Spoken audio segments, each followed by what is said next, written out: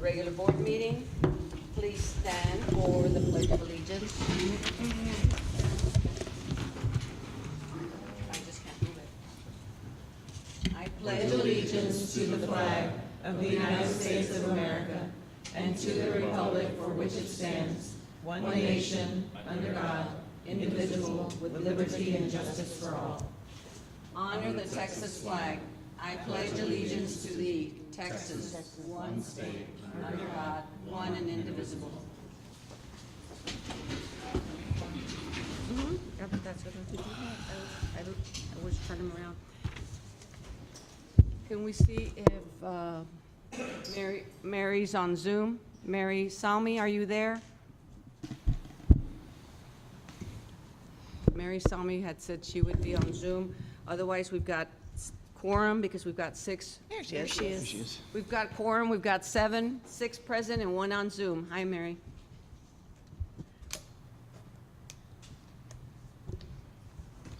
Tonight's a special night, and we elect our new officers for the next year.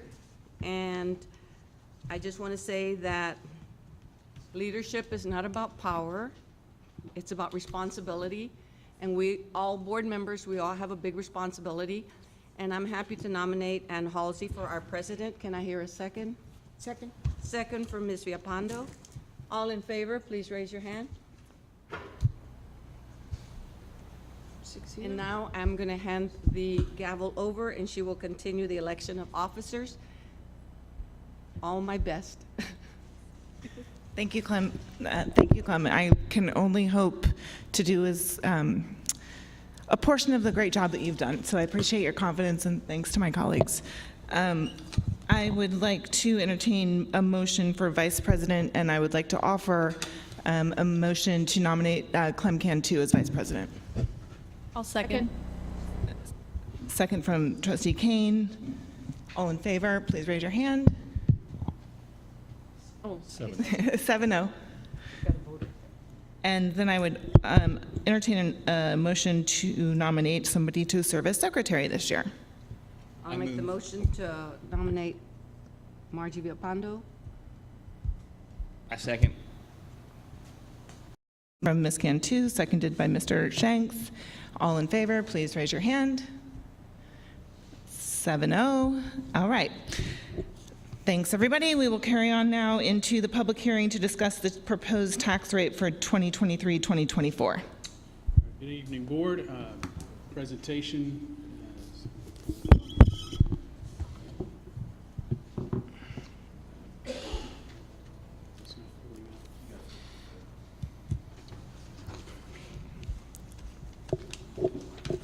All right. Okay, so this evening we have 2 public hearings.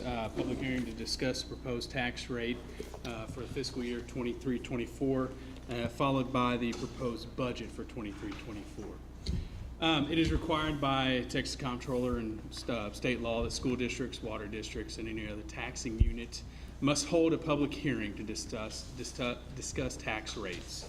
All tax rate units must post public notice in compliance with Open Meetings Act, and the meeting must be held in public and open to the public.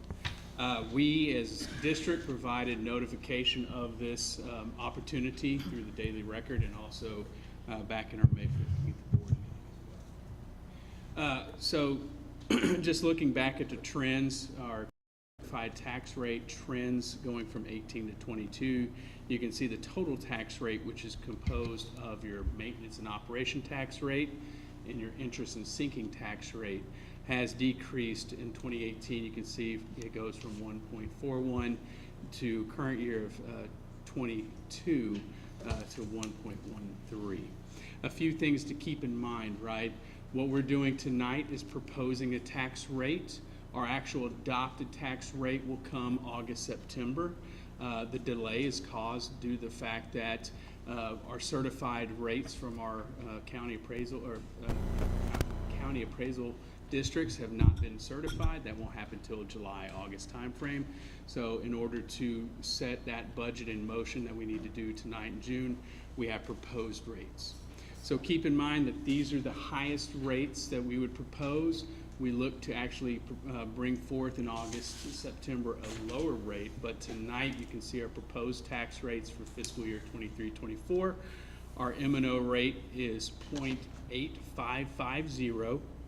Our interest and sinking tax rate is 0.3113 for a total tax rate, proposed tax rate of 1.1663. For that being said, I'd open it up for any public comment.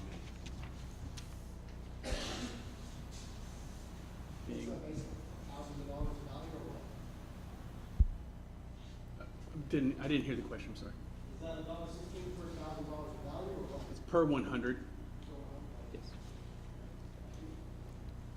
Any other questions? With that being said, I'll move into discussing the proposed budget for fiscal year 23-24. Similar slides with information. You can see that our proposed budget for 23-24. Keep in mind, we are a July to June fiscal year, so we need to move forward with adopting a budget this evening.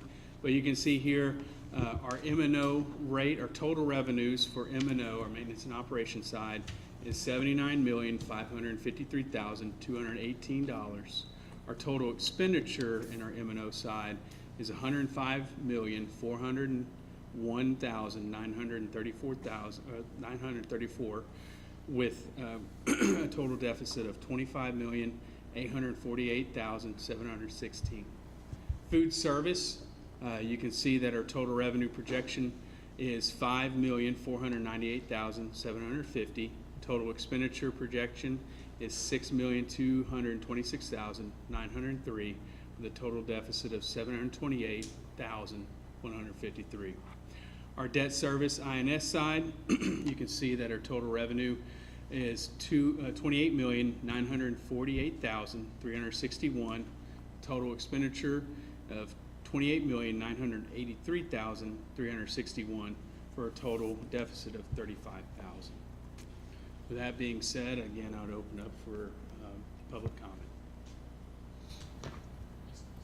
I think we had a speaker, but he came in right when we were doing the pledge. That's separate No, though.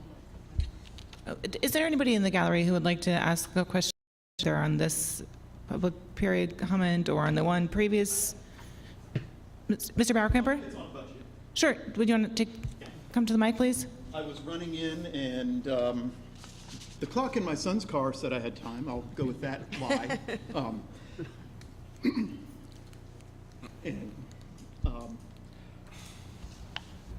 Regarding the budget, I learned that the district is not planning, it is not in the budget to provide school supplies this year. I know that has happened. I know it was begun with COVID and COVID funding. My concern isn't that we're not doing that. If there's not money and we're looking at a big red number, that's fine. My concern is, do parents know this? I didn't. I know other parents didn't. I've seen nothing, and I forget stuff, admittedly. It may have come, but I can afford it. I can make sure my kids have it. We have a lot of families in our community that if you spring a $50 bill on them in August, they're going to have to make hard decisions. If you tell them in April or May that this isn't happening, even though it has for the last years, they can make plans. I was told that the response was, we have a generous community, and we absolutely do. I don't have all the numbers because I don't have the list, but I have a napkin and a calculator in Google. Google Texas school supply cost. KSAT had a story about it last year. Depending on where you shop, don't shop at Office Depot. $40, 18 or so at Walmart and HEB. Let's go with 30. I like round numbers and inflation. Who do we target? 50% of our 8,000 are in an at-risk category. So let's call it 4,000, round number. None of us want to see that happen. There's about 60, 70 people in here. If I said, hey, I need $5 a piece so we can outfit half of a kindergarten class, I have no doubt I'd walk out of here with probably a whole school's worth of kindergarten class supplies. But we haven't told our community what we need. We haven't told our community what's coming. If you multiply out 4,000 times 30, that's 120,000. I don't think any of y'all should trust me with 120,000. I can get $500 of school supplies in an HEB cart and get them where they need to be. 4,000 kids needing supplies, I don't know how to do that. Our community is generous and would do it. But for that kind of effort, we need a plan. We need to work ahead. Whether it's telling families they're going to need to save up, or whether it's telling the community, y'all need to pony up. We need a plan, we need organization. I don't know how to do that between now and August. I think this district could make it happen with leadership and with partners in the community. But if we can't get it in the budget, then we have to be planning to make sure every kid has what they need day one. Thanks. Thank you. Is there anybody else who would like to speak during the public hearing on the proposed tax rate or the proposed budget at this time? Thank you. I will close that section of our public hearing, and we will now go into our regular public forum. And I have one speaker signed up, Robert Holman, please, speaking on safety and procedures. And we will do the 3-minute time clock for this as per usual. Close this. She doesn't know. Okay. My name's Robert Holman. I've got 2 kids that go to Bowie. They've been there for about 3 years. And each year has been some kind of issue that has been astoundingly bad. From the very first day that my daughter showed up, and she was sent home on a 100-degree day to sit outside and bake for a couple hours because nobody picked up the phone to call to verify with us, the parents, that what she was saying to go to Sunset was actually what we intended to do, to the Rona yo-yo in the minimum number of days, and the problems that caused families, to what happened in the last couple of weeks of school this year. So, the first 2 I think are fairly straightforward. A child baking in the sun, and everybody knows what how the Rona stuff played out. But this last one, I was basically requested, and I promised that I was gonna have lunch with my daughters, and I showed up, Sonic bags in hand, ready to go. I found out that y'all had been placed on secure. The names may be a little bit different, but the signage is the same. And that I would not be allowed in, and they would not allow me to have my daughters either. Now, you could sit there and say that that is for public safety and for the safety of the children. However, it's not. The reason is pretty straightforward. I don't check my rights at the door for my daughters. They are my responsibility. They are ultimately my choice what I do with them. If I want to have a picnic at the park with them, you should allow me to do that. Per your guidance, which is actually out of date, this is the most current version of it, in a secure situation, you continue business as usual inside. They were walking the halls. You flip it over, the recommended procedures. Can a parent check out their children? Probably should not, which ultimately means they can unless there's a good reason. There were no cops outside. I was probably the only one that called the cops because I was that ticked off. So unless there's some compelling reason why you can't bring my daughter to the front door, you probably should. Ultimately, I think y'all are failing our students academically, and you're failing them from a safety standpoint. The parents do not check their rights at the door. Y'all need to sit there and think instead of running checklists. Thank you. Thank you very much. I would like to make sure the speaker is aware of the official grievance policy for the district. If you go onto our website, you can find the grievance form. We follow a three-level process where the first level of grievance, the parent or teacher, a community member goes to the principal, and then subsequently up the ladder. I went to the principal and all the rest of that stuff. It's safety, which I do not believe to be the case. If you dealt with safety, you would have called the cops. The cops never showed up. Right, so we're not allowed, we're not permitted on the dais to dialogue on the issue because we're not agendized for it tonight, but I would encourage you to look at the process for filing a grievance because that is the way in which matters of concern like that can be brought to the board and addressed specifically. Yes. Ultimately, stop running checklists. Apply your brain cells. That's what we're asking you to do. That's what you're paid for. That's what's required on a day-to-day basis when you're making judgment calls regarding the safety and training and education of our children. That's what I'm asking for. Thank you.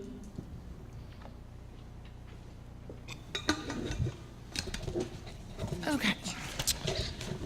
We are now moving into reports and information, and our first item is a redistricting committee process update from Mr. Ed Rios, please.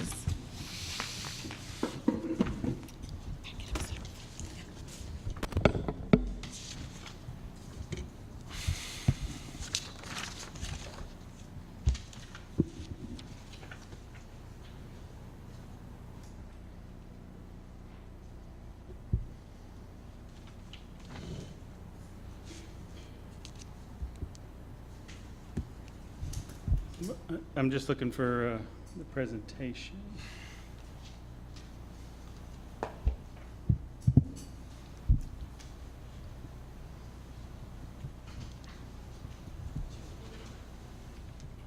did not. I emailed it out. Sorry. No. Did you email? But did you send the PowerPoint?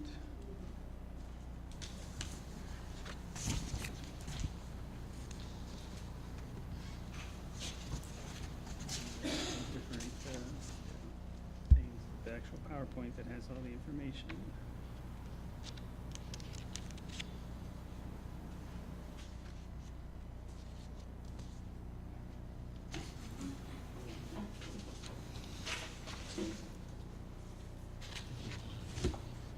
Sorry about that. Let's see what we got here. We have copies up here. Okay.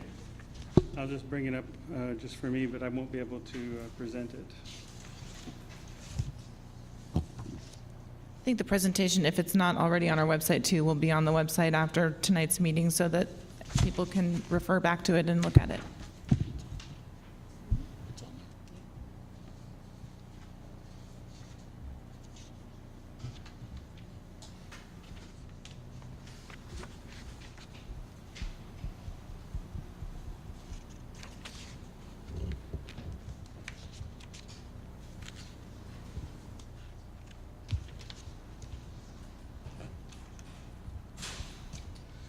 All right.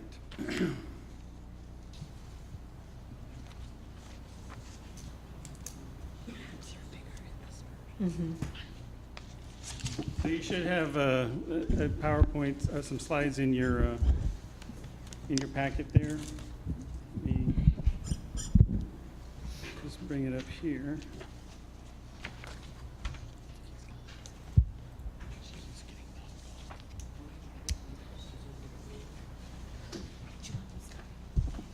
Yeah, that'll be easier. So sorry. Okay, here you go. Okay, so just overall, sorry about that commotion there, but we had our last meeting May 24th, 2023. So once again, we only had really Rolando Rios and Roland Saucedo on there, and myself. Our committee members were not able to attend. It was moved from Teams to Zoom at a request of one of the community members. And so I think we've really only had one meeting where we've actually had a quorum. The rest of the members have not shown up for any of the sessions. Our next meeting is scheduled for June 28th, 2023.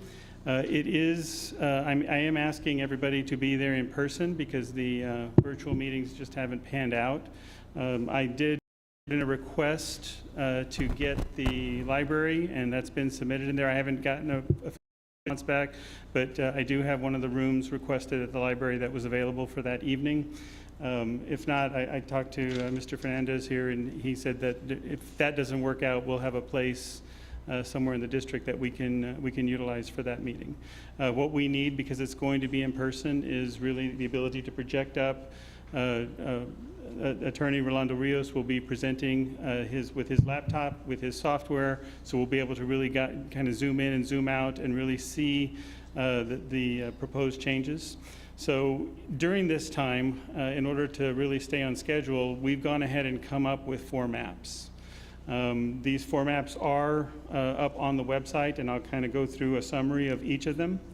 But I think, really the issue is we've kind of come up with those just because we're trying to stay on schedule. We need to have attendance to really get input from the committee members that you all have selected. Being that this is the first time I'm presenting here, Ms. Lopez and Ms. Kane, you have two representatives on that were here prior, Zach Zambrano for Ms. Lopez and Roland Sacedo for Ms. Kane. You are welcome to keep them on, or if you want, you can reappoint somebody that you may want to, because we really haven't had a whole lot of discussions as a committee, so they're not going to have to catch up to anything. So it's a good time. But the four maps that we've come up with, and I'll talk through each of them in a second, are meeting all the criteria and all the sociodemographic requirements per law. And really what we'd like to do in person is really start going through those and figuring out what makes sense. Just in quick summary before I go through, there's the four proposals are A, B, C, and D. A and D are based on elementary school zones. One has some trustees paired in a district, and then one has one trustee in their own district. But just because of the way the elementary schools are positioned and the way the trustees are positioned, we were able to come up with those two types of ideas. Proposal B is a modified plan of our 5-2 configuration, which is our current configuration. We just adjusted and we're able to pull together the other two districts. And then proposal C is really a compact configuration, and that's really taking into consideration a request to have neighborhoods together. So in that case, there are some trustees paired because we're trying to keep together neighborhoods. So if you go in on the next page there, the representatives for each of your districts are there. Like I said, Roland Sacedo and Zach Zambrano were assigned from a previous trustee. Going to the next page, we really get into it. So proposal A is based on the existing SMCISD, that's a misspelling, sorry about that, SMCISD 7 elementary attendance school zones. It's modified to equalize the population, but it does cause some trustees to be paired in the same district. And the demographics are presented on the next slide, along with a zoomed out look at what the districts look like, what they break out at. It's really hard to see this without looking in detail at where those division lines are, especially when you're looking at some of the concentrated areas. Proposal B is based on the existing 5-2 districts, and it just really carves out of the 5-2 two districts that meet the socio-demographic requirements. And it provides a district for each incumbent trustee. And if you go to the next page of that, you see what those demographics, the socio-demographics look like, all based on, of course, the 2020 census data. And then there's a picture of how we were able to carve out and keep 7 districts there. Proposal C is really drawn to create the most compact districts. Some trustees are paired. This is really looking from a neighborhood perspective and really trying to keep as much of a neighborhood together in a district as possible. So it breaks it out a little bit differently, but those requirements for the sociodemographics are met, and you'll see the 7 districts on the next page. And then finally, the proposal D is the next one where we have drawn out, is based on the elementary school zones, but it's modified to give each trustee their own district. And so that one's a little bit different, and you can see it on your next page there with the census data that has those requirements. So that's really it. Our next, like I said, our next meeting, the next slide there is Wednesday, June 28th. And we're going to do it on site. It'll either be at the library or a location to be determined here within the district. And that is my update. Questions? Thank you so much. Oh, Ms. Villapando. I just don't understand how, if we pair people together, how that works for an election. Yeah, and that's a great question. We did talk, and we've had legal conversations that there is precedent where, basically if we went to a configuration where two trustees are paired together, they would finish serving out their term, and then they would have to, run in whatever district they're in. If there's two in the same district, they'd both be running against each other, or however that works within their district. They would finish out their term, and basically, if there's two people, like say, you and another person are in the same district pairing, your term ran out first, you couldn't run for that same district until her term was, or until the next person's term was over, and then you'd have to run against that person in that term. And that's the precedent that has been laid out before when we first went to a 5-2 configuration previously, because we were basically all at-large districts prior to that. Yes. Mr. Shanks? So just to confirm, and I'm looking at Plan C. Yes. There's actual 7 districts. They're only paired until through the election cycle. Through the process. Things get cleaned up. Correct. Okay. I was like, but there's 7. Yeah. No, that's the way that would exist if that Okay, that got came it. through. Thank But you. and that like I said, that happens just because of the when you're moving the lines with the census data, depending on some of the very concentrated areas, it jumps dramatically. I think this is really detailed, a lot of minutia like going through that's really important, that is behind the scenes work, but it's very difficult. So I appreciate your time and your effort. I know getting everybody to be present all the time is a struggle. Trustee Kane and Trustee Lopez, I'd be happy to talk with you in the next week or so about the background for this committee. It's something that Dr. Salmi and I actually brought forward to the board over a year ago, and to talk about your committee members. Dr. Salmi, did you have a question? No. Okay. All right. Thank you very much. You're welcome. Thank you.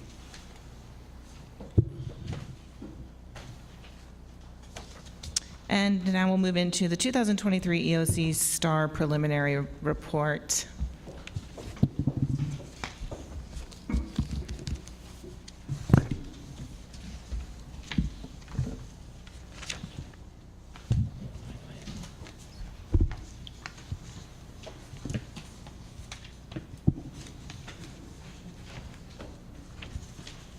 Good evening, Board. I'm Beth Nash, Coordinator of Data and Assessments, and I have a very preliminary report for EOC and STAAR.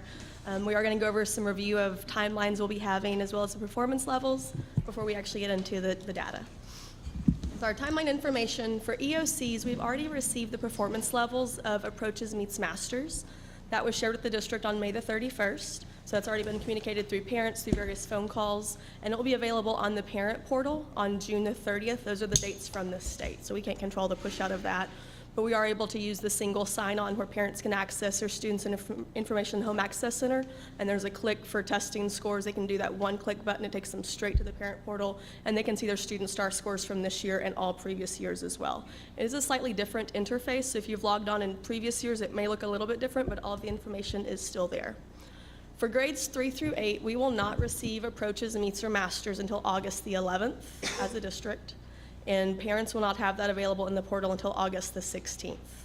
What we have right now is the raw data, how many points the students earned out of the points possible. There's 3 different reasons for this. The first is that we have the reading test is now reading language arts, combining the reading and the writing TEKS all together. The second is that STAAR has been redesigned. There's now different item types. There's now questions that count for two points. On the ELAR assessments, there's 10-point open-ended response questions. And so the state has to go through and kind of set the standards. What is the new level for Approaches Meets Masters? And then the third thing that's kind of behind this is the whole A through F accountability system is getting a complete overhaul.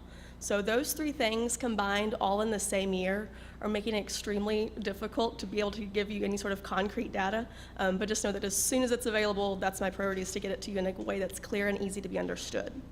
As far as the A through F accountability ratings, the district will receive those on September the 26th, and they become public on September the 28th at the txschools.gov website. That is that open website to any and all people across the entire state, and we'll be able to go from there. Between now and when accountability comes out, I'm planning to have a series of presentations for the board explaining the STAAR redesign with A through F as well, because TEA has even said we cannot compare the 2022 A through F scores with the 2023, because a school can do better, the students can perform better, but through the new scaling system, the school may actually score lower on A through F. So there's some different things we have in place to roll it out in a way where we do have some comparison points. It may just not look the same as what we've seen in years past. We will still have the same 4 performance levels of did not meet grade level, approaches, meets, and masters. And these are the definitions from TEA. If they are at did not meet, that the students are unlikely to succeed in the next grade level without significant ongoing academic intervention. So these are these kids that need a lot of very targeted support all along the way. They have gaps from previous years, and even mastering the current content will be difficult. The next level is the approaches grade level. This is considered a passing score. And these are students that will likely succeed in the next grade or course, but still need some targeted academic support. We then have meets grade level. These are the ones who have that high likelihood of being very successful, may need some very short-term targeted intervention, maybe with some new concepts, things like that, but overall they'll do okay. And then that master's grade level, these are the kids that could walk in and they are able to master everything right off the bat, that maybe don't need to get pulled for as much intervention as the other kids. When we actually look at scores, the question always comes up, well, how come everything doesn't add up to 100%? What we look at is the did not meet grade level plus the approaches is how you get 100% of your students, because our master level students are also included in the approaches grade level or above. And you'll see that on the next slide. The meets students are included in the approaches as well.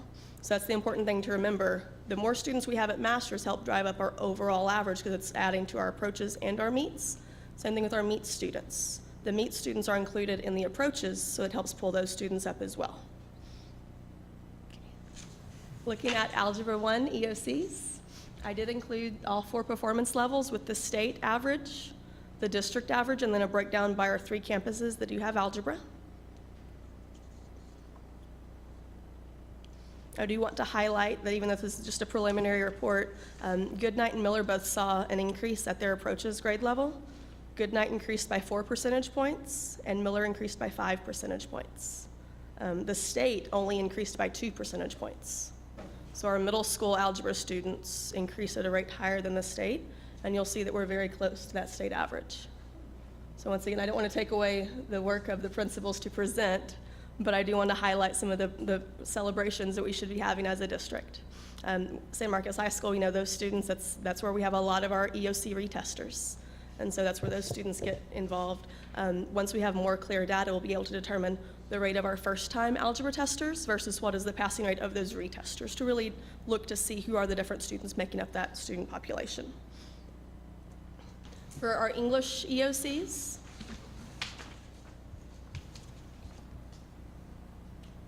San Marcos on English 1 had a slight decrease. It was very minimal. And English 2 had a slight increase.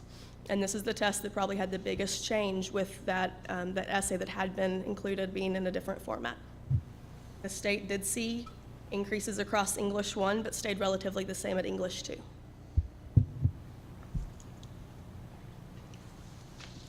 Some more areas of celebration with biology and U.S. history. While the state increased at approaches by 6 percentage points, San Marcos High School increased by 9 percentage points. The state decreased at the meets level, whereas the high school went up by 3. The state fell by 1 percentage point at masters. Our high school increased by 1. So even with STAAR redesign, our students are increasing at a rate higher than the state. As far as U.S. history goes, historically that's always been a very high achieving assessment. The state increased by 6 percentage points at the approaches level, and our high school increased by 5 percentage points. So once again, just a preliminary overview of where we've been, where we are currently. The next slides, it's not as concrete to give to you because all we have are the raw scores. Once again, this is the number of points available out of the total number of points possible. We have the state average.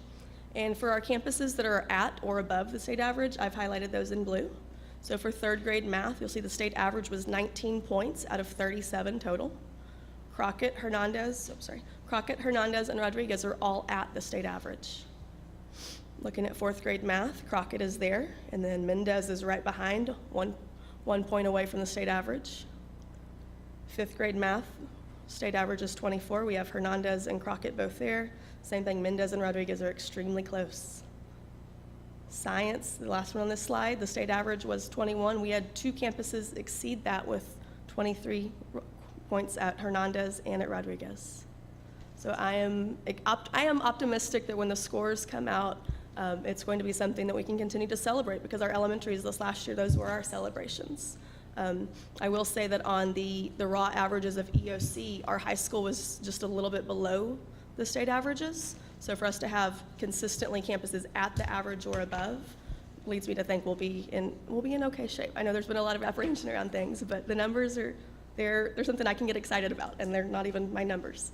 The next slide is the reading language arts averages. Same concept applies. We have campuses at or above the state average for all 3 of these.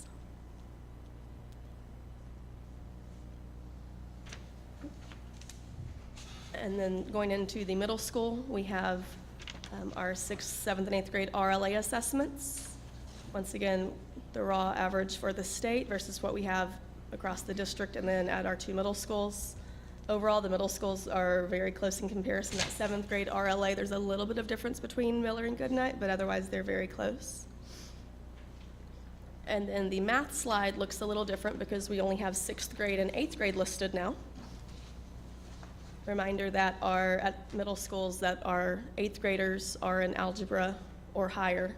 With a very small exception, we did have some kids this year actually take grade 8 math as 8th graders. But overall, our 8th graders are in algebra. So this grade 8 math, this cohort of students, those are actually our 7th graders that have gone through that advanced curriculum. And then the 6th grade numbers are all 6th graders.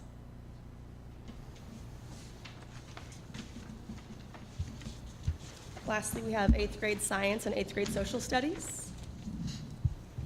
You'll see that our science is just a few points below the state average, and social studies is right below the state average. Another area of celebration to see that amount of growth for our social studies and our science areas.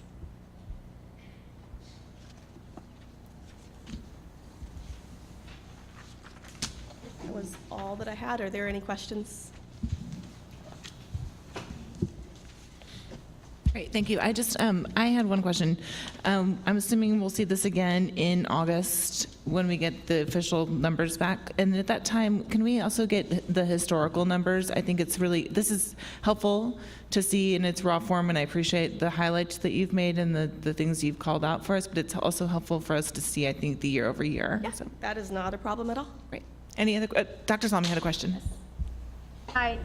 I was at our TASB meeting this past week. I was at a session on this redesign of the state evaluations A through F rating, and they mentioned a way that we can use the data that we get from the current school year to assess where we would have been for the previous school year, like had the rating system remained the same.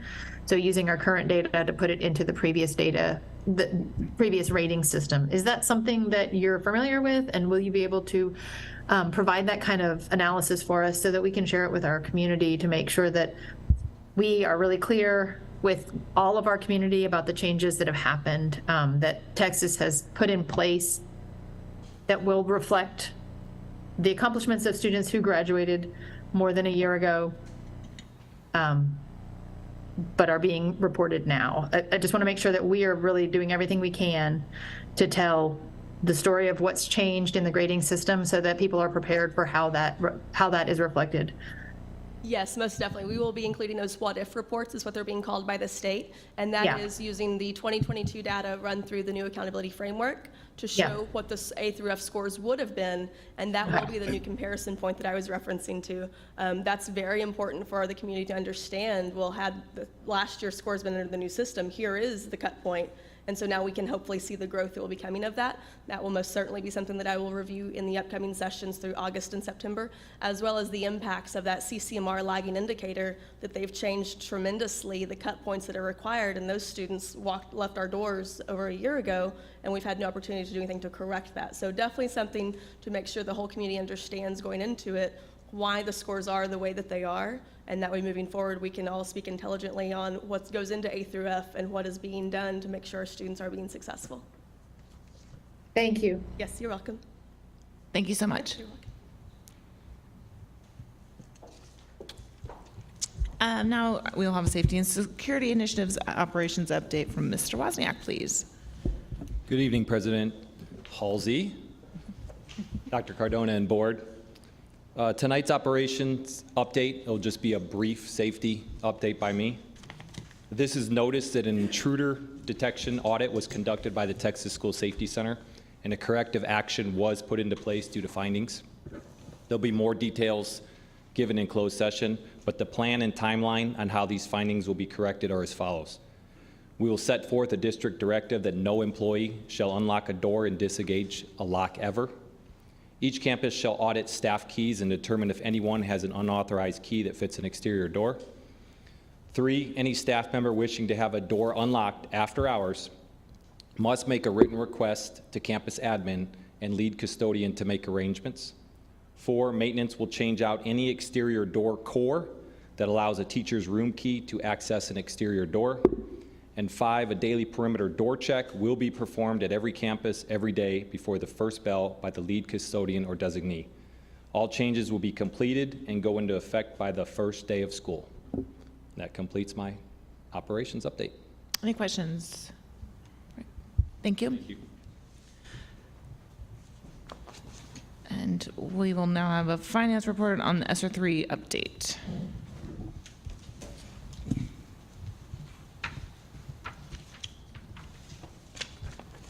Good evening again, board. This is the 6-month review for ESSER III and our spending plan. Always like to go back to the intent and purpose of our ESSER III grant.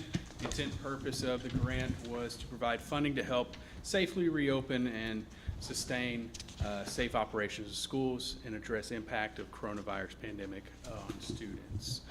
Keep in mind that a minimum of 20% had to be set aside to go toward evidence-based interventions and mitigate the learning loss of students. As of May of 23, you can see the figures. Our grant entitlement for ESSER III is a little over $16.4 million.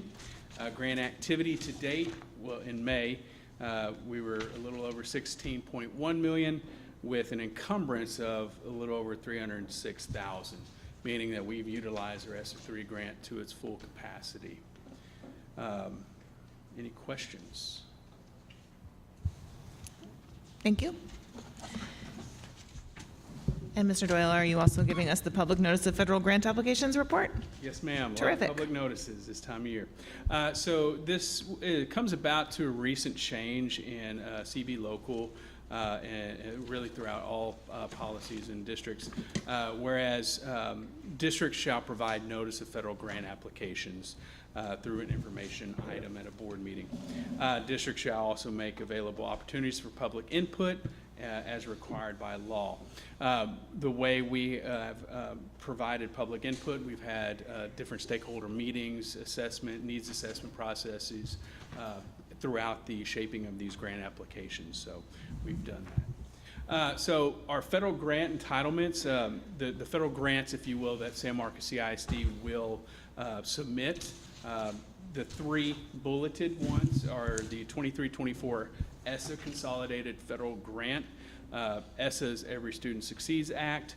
That is commonly referred to as Title I, but there's also Title II, Title III, and Title IV components of that consolidated grant. You also see the 23-24 Perkins 5 Strengthening Career and Tech Education for 21st Century grant application, as well as the 23-24 Special Education Consolidated Grant. That's our IDEA-B grant application. Any questions? Thank you very much. And now we will move into the approval of consent agenda items. Did anybody want to pull an agenda item? I just had a question. Do we need to pull the minutes from the meeting that Sandra and I were not at, so y'all can vote on it separately from everything else? Sure, we will pull that separately. And then Dr. Salmi, did you want to pull something?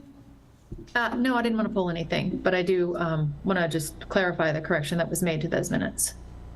Okay, so let's pull the item A, which is the minutes. We'll take those separately. And then if I could get a motion for approving B through K.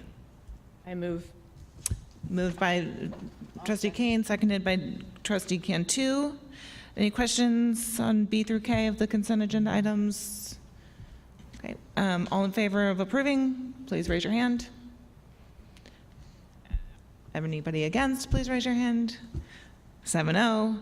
Okay, then I would like a motion to approve the minutes for the regular scheduled board meeting on April 17th, 2023. I'll make that motion. Moved by Clem Cantu. Second? I'll second it. Seconded by trustee Shanks. Questions? Ms. Halsey? Yes. Hi, yeah, so my statement was just to clarify that the change that was made to those minutes was to note that during discussion of, that when trustee Salmi made a motion to have a school safety program that looked in every way like the school marshal program, but excluded concealed weapons. A statement was made that the TCOL training could not be performed. The TCOL school marshal training could not be taken by someone who was not a school marshal. That is an incorrect statement. People who are not school marshals and who do not intend to be school marshals can, in fact, take that TCOL training. So I wanted that clarified in the minutes, and that is reflected at this time. Okay, and so I know I was acting secretary at the meeting when we had that discussion about those earlier minutes, and I made that notation in those minutes. So is that sufficient at this point? Yes. Okay. Any other questions? Okay, call for the vote to approve the minutes for April 17th. All in favor, raise your hand. Against, opposed? We'll have two abstaining, so 5 in favor, 2 abstaining. And then a motion for approving the minutes for May 15th, 2023, and we need to take them separately because I was not at the special call meeting. So May 15th, motion to approve. I make the motion to approve. Motion from Mr. Shanks, a second. I'll second that. Second from Ms. Cantu. Any questions? All in favor, please raise your hand. Anybody against, please raise your hand. That motion carries 7-0. And then finally, I'd like a motion to approve the special called board minutes from the June 5th, 2023 meeting. I'll make that motion. Motion made by Clem Cantu. I'll second. A second from Ms. Kane. Any questions? Seeing none, everybody in favor, please raise your hand. Anybody opposed, please raise your hand. I'm abstaining because I was absent from that meeting, so that is 6-0-1, please. Excellent. Now we'll move on to item 10, items for action. First, we'll consider the approval of the 2023-2024 board meeting calendar. I make a motion that we approve the calendar. Trustee Salmi, did you want to second that motion? Yes. Seconded by Trustee Salmi. And then Trustee Salmi, did you have a question? No. Any questions on the new calendar for next year? No. Okay, all in favor, please raise your hand. Opposed? 6-7-0. I'm going to learn how to count here pretty soon tonight, I promise. Then we'll consider the approval of the TASB delegate and an alternative to the TASB delegate. I think we might need some clarification on this item. I'd like to make the motion that we nominate Ms. Villapando for this delegate. She has served in this position for many years, and what happens is we have different little meetings that are kind of grassroots, and at that time, we prepare a legislative agenda in the sense that it's those things that we want looked at and voted on, and then at the TASB, delegate assembly, that's when we actually vote on it. And so I know Ms. Villapando has done this in the past, and she's done a good job representing us. I'd be happy to second Ms. Villapando. Ms. Villapando, would you like to accept that nomination? I will accept the nomination. Thank you. Okay. And then are there other questions about the process or for Ms. Villapando about, We need an alternate? I think we can take, Oh, or do you want to take one at a time? sure. But questions about what the TASB delegate does or how the process works, also certainly invite anybody to follow up with Ms. Villapando about how that works, because she's quite knowledgeable on the subject. Without seeing any other questions, I will entertain a vote for the Ms. Villapando to be the delegate to TASB. All in favor, please raise your hand. 7-0. And then we also need to have an alternate TASB delegate. And I would like to nominate Ms. Cantu to be that delegate if she's willing. I am willing. Can I get a second? I'll second. A second from Ms. Lopez. Questions? I'd like to make a comment. The importance of the alternate is that if I'm unable to go, we have someone that can go ahead and fill in for that position. But also, during the delegate assembly, the person that's the alternate should know how things go so that they can, I can step down if I need to step out of the building, and the alternate can take over, and we're never at a loss for our vote at the, and we vote in districts, so district is, our district is 13, and so all the 13 delegates are together. And they may politic to have something passed or not. But anyway, that's the way it's important to have an alternate as well. Just wanted to let you know. No further questions? All in favor of nominating Ms. Cantu to be the alternative TASB delegate, please raise your hand. All opposed? That motion carries 7-0. And that brings us to operations and the consideration and possible action on ranking of architectural and engineering services firms and delegation of authority to the superintendent or designee to assign individual projects. Mr. Sandoval. Okay, good evening, Board President Halsey, Board of Trustees, Dr. Cardona. So I'm going to describe the legal authority. I'm going to read that way. If there's any questions, I can answer that. But Chapter 2254 of the Government Code describes the process governments must use to enter into a contract for professional services. Chapter 2254 states that a governmental entity shall first select the most highly qualified provider of these services on the basis of demonstrated competence and qualifications, and then second, attempt to negotiate with the provider a contract at a fair and reasonable price. On May 5th, 2023, the administration issued an RFQ for experienced entities to provide full architectural and engineering services through the design and construction phases for future projects. The RFQ provided that the district intends to select a pool of qualified firms for future consideration to provide architectural and engineering services for certain future projects. Submissions were due by May 23rd. Subsequently, a committee independently evaluated and ranked all qualifications that were received. The listing and points for each firm are included in the backup. Y'all should have a copy of that. The firms were evaluated on the following criteria. 50 points was awarded for the quality, size, and type of projects previously undertaken and recommendations of previous clients. 25 points for the experience and qualifications of key professionals to be assigned to the project, and 25 points for the demonstrated capability to provide professional services for facility assessment study, long-range plans, possible design, and supervision of construction. So it's the administration's recommendation, the approval of the ranking as presented, and we approve the top 5. Administration recommends that the board delegate authority to the superintendent or designee to assign individual projects and to negotiate contracts for the board's consideration and possible action regarding each proposed contract.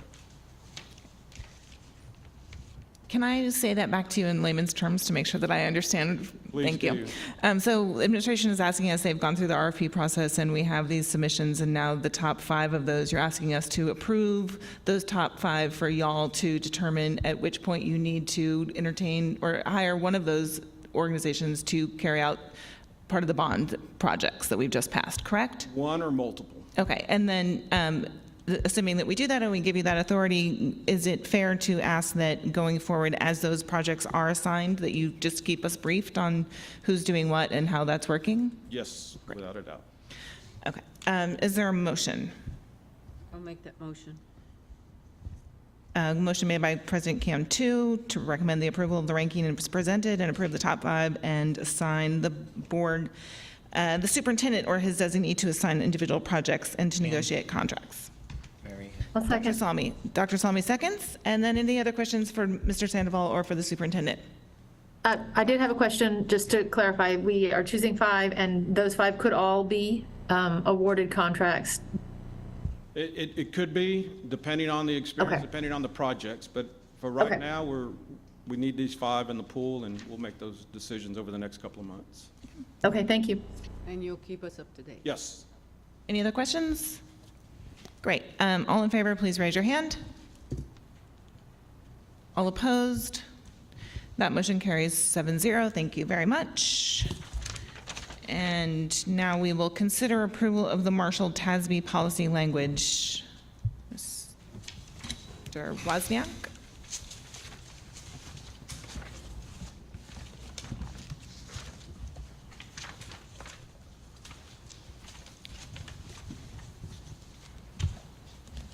Good evening, Board. The policy that's before you is straight from our lawyer.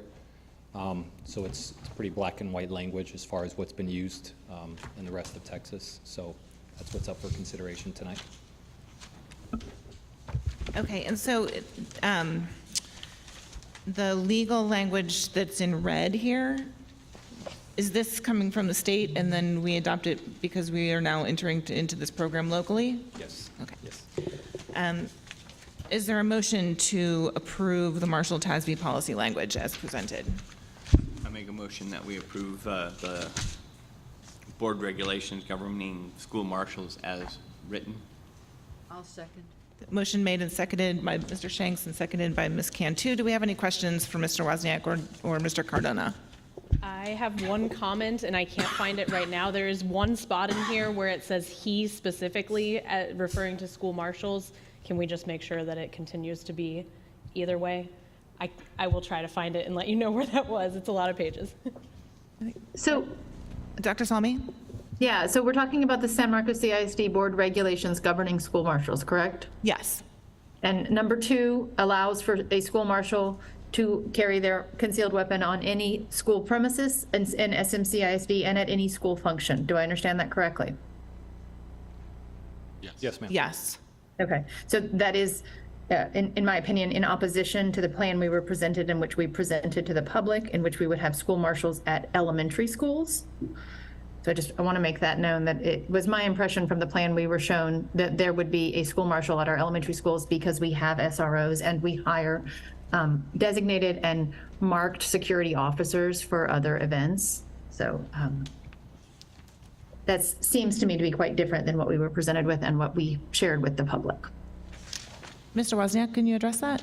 The reason that you don't want to specify a specific campus is because a marshal very well could respond at another campus, and you would not want to put that in writing that they could not carry a weapon. Let's say, for instance, Bonham. If that marshal had to respond to Goodnight as a backup, or even to De Zavala, you've now limited their scope of power. Does that make sense? Yeah, that marshal is not going to be trained in the same way as a police officer. That marshal is not going to be necessarily, I mean, it's not my impression that they're going to have protective gear or a body cam, so I'm okay with that. I think that we should keep it with one marshal at the elementary schools, the way we presented it. And I am very opposed to us having people with concealed weapons at sporting events. Unmarked, undesignated people with concealed weapons at sporting events. I do not approve of that. So I'm in favor of the language as written, but I do agree with Dr. Salmi that I would really like us to be as focused as possible in the assignment of duties to the marshals, and to I really expect that those people, 99% of their time will be spent on the campus that they are assigned to. I think we have SROs that do extracurricular duties, and we have officers, including here tonight, that perform those duties exceptionally well, and I would prefer to stick with that model that we already have in place also. I do understand, I think, the necessity of having this language and having it in case of. My other concern is that I want to make sure that not only do all of our local law enforcement officers, chief, et cetera, know who those marshals are, but also that our campus officials know who those marshals are. I think something that I've heard from law enforcement over the last few years is the laws in concealed carry have changed, and it specifically came up when there was discussion of concealed carry on campus at Texas State. Was law enforcement at the time was concerned that with that being so widely available, they no longer knew who had firearms on them, right? And so that they were concerned about the potential for that confusing and dangerous situation to get even more confusing and more dangerous. So I just want to make sure that we are doing everything that we can to make sure that the people who need to know who is in possession knows. Does that make sense? And I'm sure that that's all built into this, but I need to say it. Yes, ma'am. Dr. Cardona found it. It's in Page point 94. 7 Page 94. on the board regulations. Number 7, page 94. Any other questions, comments, concerns for Mr. Wozniak on this subject? Great. Thank you very much. Thank you.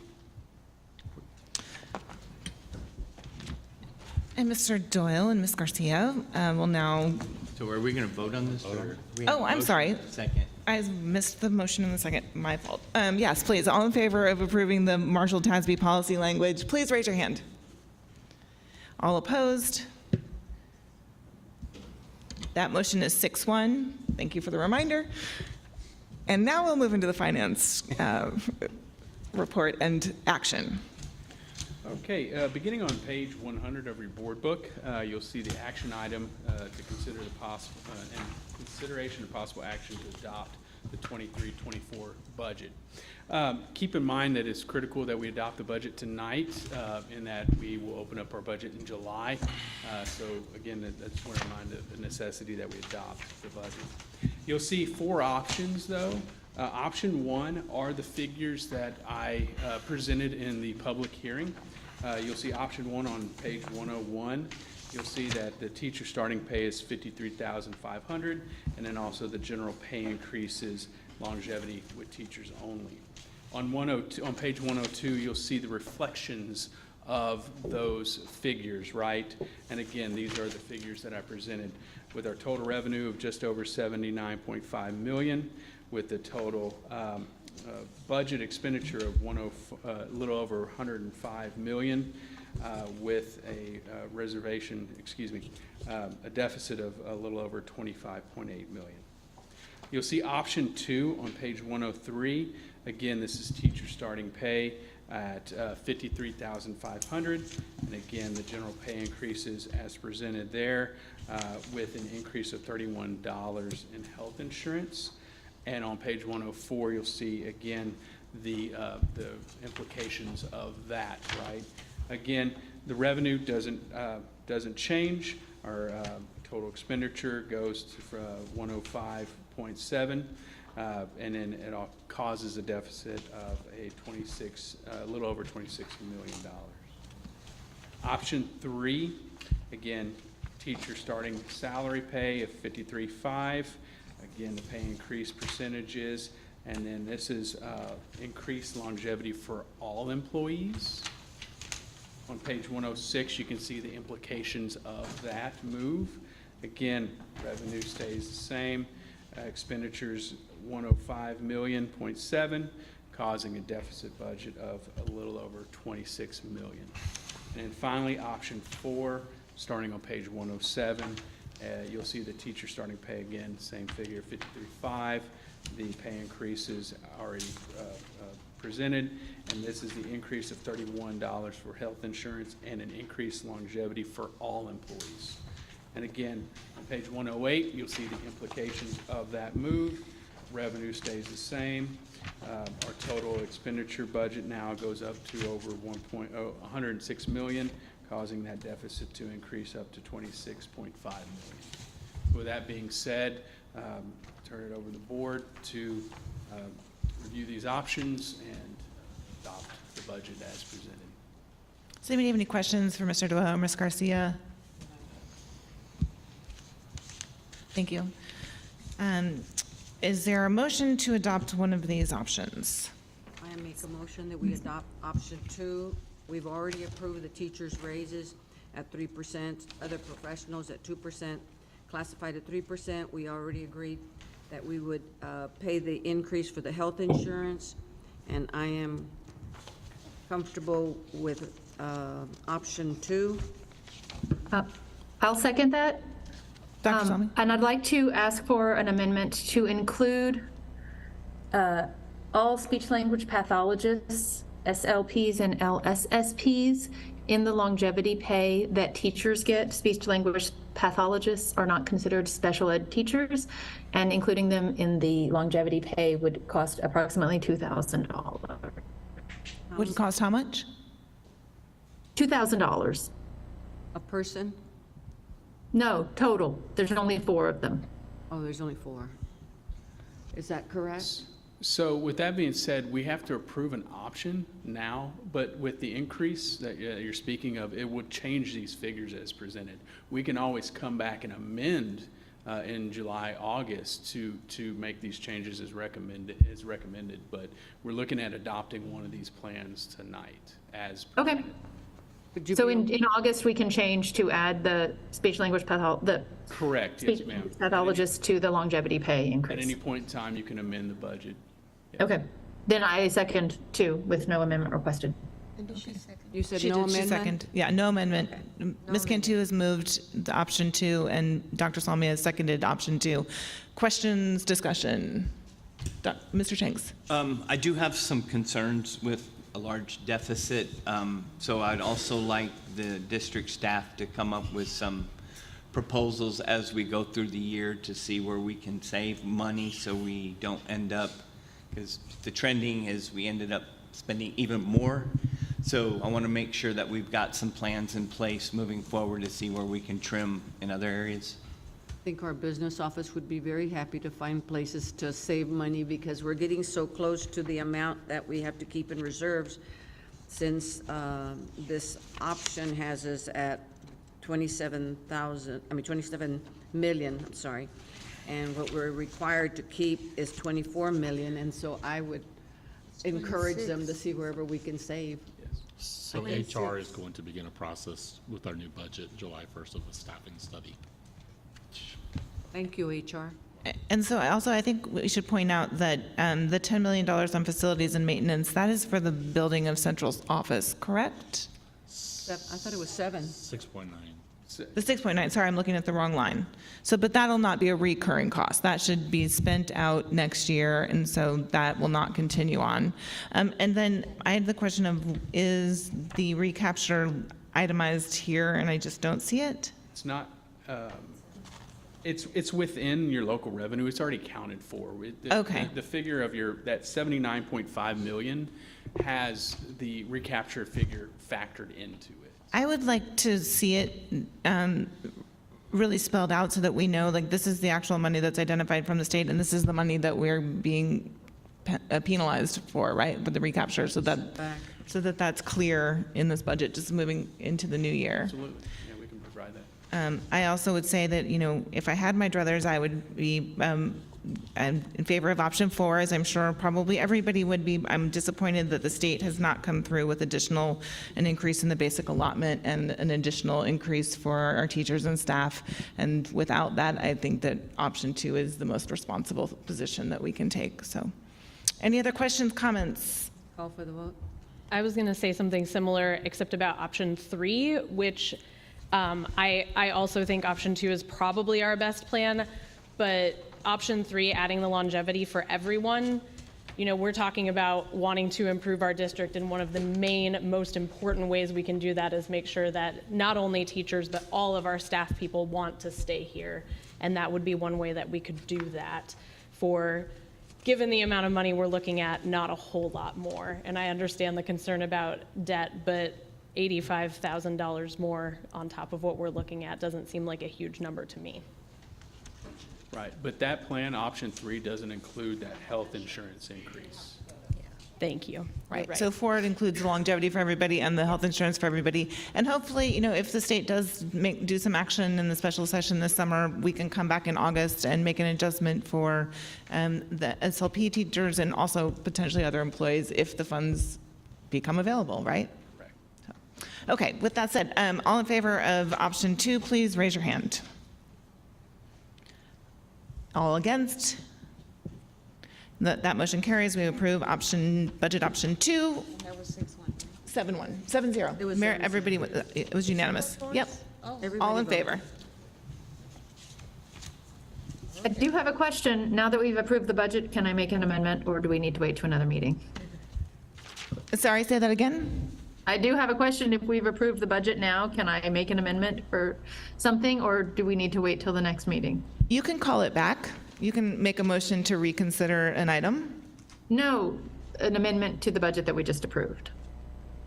Can't she do an amendment now to We said we had to wait. Yeah, you just ask us to reconsider the question. So you're asking us to reconsider? No, I don't think that's correct. We have to actually approve and then at a later date, come back We'll go back and do that. and add the amendment. We need that documentation, the amendment form, just like any other Okay. amendment that we've done. Okay, thank you. Okay. You just have to send me an email. Will do. 28. Amendments. Ms. Garcia, to consider the approval of budget amendments, please. Yes.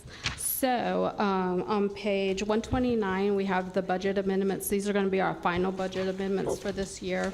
Amendment 22 and Amendment 23 are what we call just book entries to our financials. So Amendment 22 is recording of a Medicare Part D. The teacher retirement system pays on behalf of the school district money for our drug program. And so we don't necessarily pay this, they pay that.